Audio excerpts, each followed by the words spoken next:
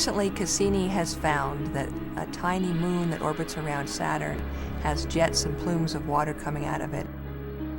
These particles go out and they form the E-ring. And in flying through the E-ring, one of the instruments on Cassini, the Cosmic Dust Analyzer, can take those particles and get a composition. And as part of that, they see salt.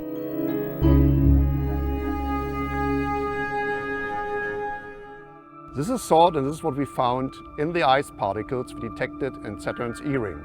And what we think is that the salt comes from an ocean below the surface of the moon Encelaus.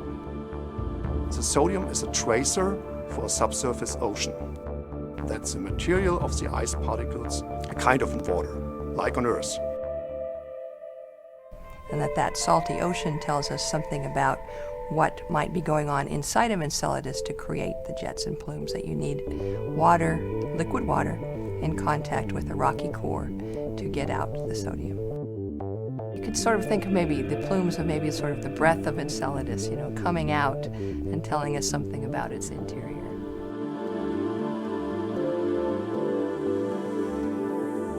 So what we can say is we have a reservoir of liquid water, and liquid water is one of the preconditions for forming life.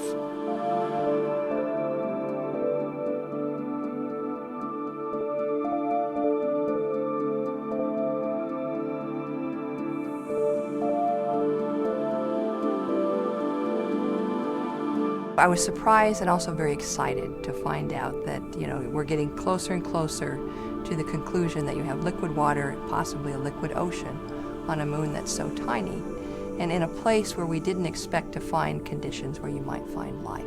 This tiny moon, just 300 miles across, that might have liquid water and the conditions, the precursors for life.